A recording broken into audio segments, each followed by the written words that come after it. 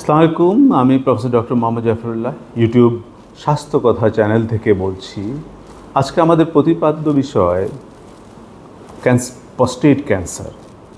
Prostate cancer আমরা সাধারণত দেখি প্রস্টেট ক্যান্সারের সাথে অনেক সময় benign enlargement of the prostate, এটার কনফিউশন হয়, দুটোতেই প্রস্টেট বড় হয়ে যায়। কিন্তু ক্যান্সার অফ দ্য প্রস্টেট বা এটা আমাদের দেশে প্রায় প্রতি বছর ২৫০০ মানুষ আক্রান্ত হন, তার মধ্যে প্রায় ১ থেকে ১৫০০ মানুষ মৃত্যুবরণ করেন। সূত্র প্রথম আলো। এখন ক্যান্সার এই যে প্রস্টেট, এটা কি জন্য হয়, কখন হয়, এর রিস্ক ফ্যাক্টরসগুলো কি? এটা রিস্ক ফ্যাক্টরসগুলো হচ্ছে, এটা সাধারণত ৫০ বছরের বেশি বয়স তাদের হয়, তাদের বেনাইন এনলার্জমেন্ট অফ দ্য প্রস্টেটও হতে পারে বা ক্যান্সার প্রস্টেটও হতে পারে, এবং যাদের পরিবারের মধ্যে প্রস্টেট ক্যান্সারের হিস্ট্রি আছে, ইতিহাস আছে, তাদের মধ্যে বেশি দেখা যায়। এবং যারা ওভারওয়েট তাদের মধ্যে দেখা যায়, এবং যারা শারীরিক পরিশ্রম কম করেন এবং বসে বসে কাজ করেন তাদের মধ্যে দেখা যায়। যারা বেশি চর্বিযুক্ত খাবার খান তাদের মধ্যে দেখা যায়, এবং যাদের ভিটামিন D3 কম আছে তাদের মধ্যেও দেখা যায়, এবং যারা প্রোস্টাইটিসে ভোগেন প্রায় সময়, অর্থাৎ প্রোস্টেটের মধ্যে ইনফেকশন বা ইনফ্লামেশন অফ দ্য প্রোস্টেট, তাদের মধ্যে হতে পারে, এবং যাদের টেস্টোস্টেরন বেড়ে যায় তাদের মধ্যে প্রোস্টেট ক্যান্সার দেখা যেতে পারে। তাহলে এইগুলো হচ্ছে risk factors of the prostate cancer.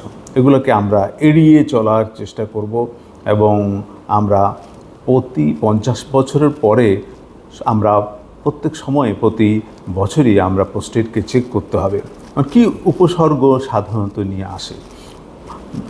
অনেক সময় প্রাথমিক পর্যায়ে উপসর্গ হয়তো থাকে না, কিন্তু দেখা যায় এর পরেই কিছুদিন পরে তারা প্রস্রাব যখন করতে যান তখন দেখা যায় তাদের প্রস্রাব খুব কষ্ট করে প্রস্রাব করতে হচ্ছে, এবং প্রস্রাব সহজে আসছে না।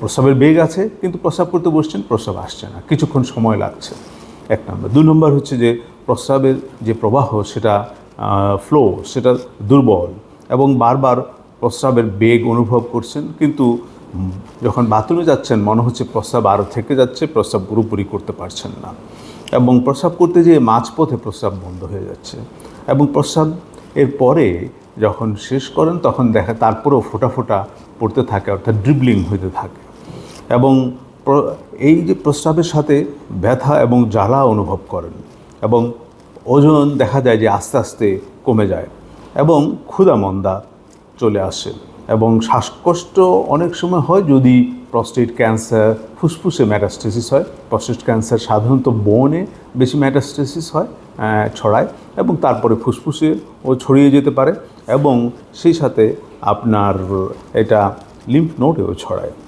তাহলে এই সিমটম নিয়ে আমাদের কাছে আসতে পারে। তাহলে আমরা ডায়াগনোসিস করব কীভাবে?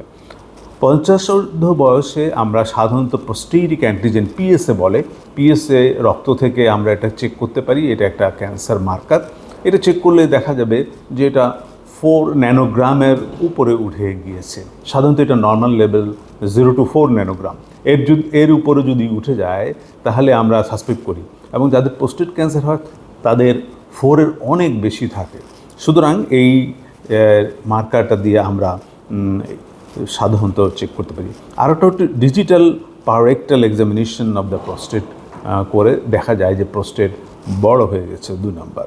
3 নম্বর, আমরা সাধারণত ডাক্তাররা এটা FNAC অফ দ্য প্রস্টেট অথবা core biopsy of the prostate করে থাকেন, এবং করলে দেখা যায় যে তাদের প্রস্টেটটা বড় হয়ে গেছে। কিন্তু এটাতেই কনফার্ম করা যায় না অ্যাকচুয়ালি, সেখানে বায়োপসি করলে কনফার্ম করা যাবে, এবং FNAC-তেও কনফার্ম করা যাবে। এছাড়া যদি কেউ এর বিকল্প খুঁজেন তাহলে হলো MPMRI।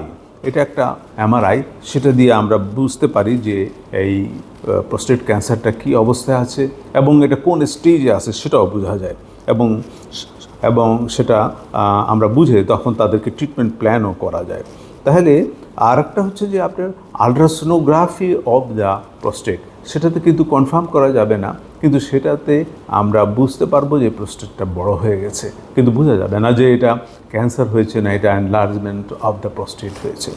তাহলে এইভাবে আমরা ডায়াগনোসিস করে ফেলবো, এবং ডায়াগনোসিস করার পরে আমরা ট্রিটমেন্ট কি করা হয়। ট্রিটমেন্ট সাধারণত অনেক সময় সার্জনরা রেডিক্যাল, যদি বেশি বড় হয়ে যায় রেডিক্যাল প্রস্টেক্টমি করেন, অর্থাৎ প্রস্টেটটাকে পুরোপুরি ফেলে দিতে চান। এবং এটার সাথে কনফিউশন হয়, যেটা বললাম আগে, বেনান এনলার্জমেন্ট অফ দ্য প্রস্টেট এবং বেনান এনলার্জমেন্ট অফ দ্য প্রস্টেট ইউরিথ্রাল রুটে যে প্রস্টেটটাকে ওনারা নিয়ে আসেন, এটা টার্ম বলে। আর যেটা আমরা টিউমার স্টেজিং সেটা আমরা বলেছি যে, এবং এটা যদি মেটাস্টেসিস হয় বিভিন্ন জায়গায় তাহলে সেটা খুব দুর্ভাগ্যের ব্যাপার, এবং সেটা তখন যেখানে মেটাস্টেসিস হয়েছে সেই জায়গার সিমটম দিবে। তবে এটার জন্য আমরা হরমোন থেরাপি আছে এবং রেডিওথেরাপিও দেওয়া যেতে পারে, এবং অ্যান্টি অ্যান্ড্রোজেন ড্রাগ আমরা দিতে পারি যেটা ইফেক্টিভ। এছাড়া কেমোথেরাপি তো আছেই। তো সুতরাং এইগুলো ওয়েতে আমরা এটা ট্রিটমেন্ট করতে পারি এটা, এবং প্রিভেনশন অনেক সময় এই ক্যান্সারের যে প্রোগ্রেশন সেটাকে ব্লক করার জন্য কিছু ড্রাগ আছে, সেটা ব্যবহার করা হয়। আর হচ্ছে আর্লি ডায়াগনোসিস, প্রিভেনশন করার জন্য আসলে আর্লি ডায়াগনোসিস এবং আর্লি ট্রিটমেন্ট, এটাই হচ্ছে প্রিভেনশন। আমরা তাড়াতাড়ি ট্রিটমেন্ট করে তাড়াতাড়ি ভালো হয়ে যেতে পারি, যেটা ছড়ানোর আগেই।